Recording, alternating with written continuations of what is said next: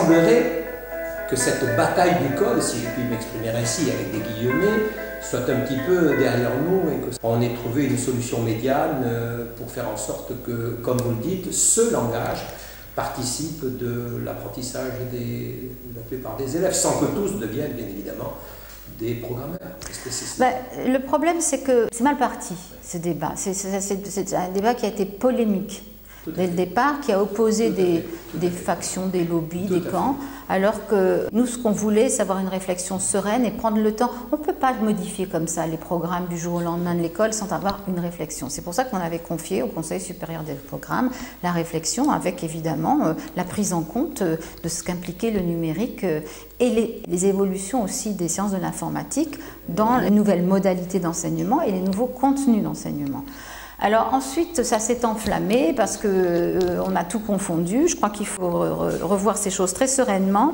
Le ministre a confié à l'inspection générale pour le mois d'octobre une mission d'étude, voire de pilotage de cette question-là, pour faire des propositions, pour voir comment tout ce qui est compréhension des processus algorithmiques, à un niveau très simple, basique déjà pour les petits, puis à un niveau peut-être plus approfondi en collège, pouvait être mis en place. Quel contenu, quelles modalités, quels objectifs, quel niveau, quels enseignants, quelle formation des enseignants, quelle qualification pour les enseignants. C'est toute une série de questions. On ne peut pas simplement, comme ça, déclarer qu'on va enseigner le code aux élèves. Ça ne veut rien dire d'abord. Pour moi, il y a plusieurs niveaux, comme je vous l'ai dit tout à l'heure. Il y a d'abord le premier niveau qui est absolument indispensable, et il ne faut pas jeter le bébé avec l'eau du bain, comme on dit. Le premier niveau, c'est que les élèves aient vraiment en main les nouveaux langages et les nouveaux outils à la fois de production, de partage et de publication de leur savoir. Autrement dit, avec le numérique, ils doivent être plus acteurs. Ils ne doivent pas subir, ils ne doivent pas être consommateurs, mais plus acteurs. Et c'est en cela d'ailleurs que le numérique peut aider à améliorer les apprentissages. Donc ça, c'est le premier niveau qui va de pair d'ailleurs avec une compréhension, un apprentissage des droits et des responsabilités liés, comme je l'ai dit tout à l'heure, à l'usage de l'Internet.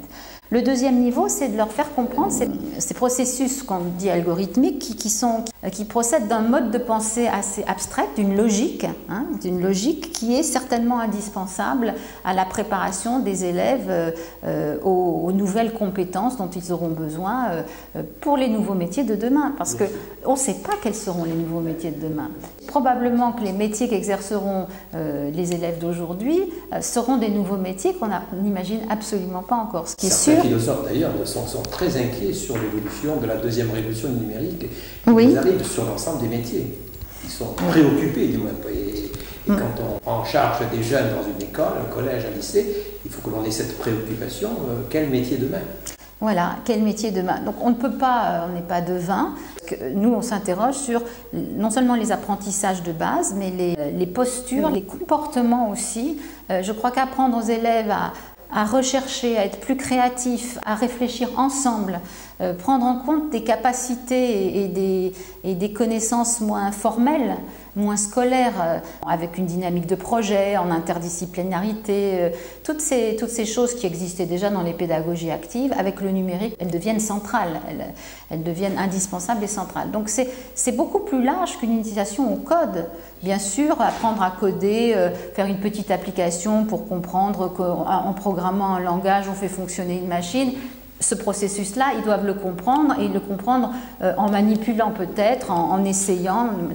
Mais au-delà de ça, il y a quelque chose de beaucoup plus important, c'est qu'aujourd'hui, on apprend dans un univers numérique, et on apprend autrement, on apprend ensemble, on invente en même temps qu'on apprend, et on apprend mieux ce qu'on a créé soi-même. Donc je crois que c'est vraiment plus une remise en cause ou plutôt une reconstruction de l'environnement scolaire et de tout ce qu'induit le numérique dans les comportements des élèves, dans leur façon de travailler et d'étudier, comme pour les professeurs d'ailleurs, qui est là en question. Il me semble que je ne trahis pas en cela ce que dit par exemple Sophie Penn.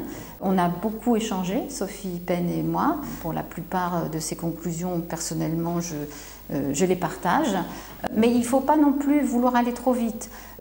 exiger qu'on crée un CAPES ou une agrégation d'informatique, créer une discipline supplémentaire, donc un corporatisme supplémentaire, des heures supplémentaires d'enseignement. Je ne suis pas sûre que ce soit la meilleure façon de résoudre le problème. Je crois que tous les professeurs doivent s'approprier ces nouvelles modalités d'enseignement, que dans chaque discipline, et je suis bien placée pour le dire, en lettres par exemple, c'est pas là qu'on va chercher l'informatique en général, mais la compréhension des langages et des processus qui sont derrière, pour moi c'est d'abord, voilà, c'est toute la linguistique. Donc chaque discipline a sa responsabilité et c'est plutôt une culture commune à injecter dans chaque discipline qu'il faut travailler avec des contenus. Il faut aussi inventer des nouvelles modalités de travail au niveau des établissements. Ça sera difficile. Et puis faire évoluer progressivement, transformer le milieu scolaire qui ne peut pas du jour au lendemain, de manière brutale, évoluer.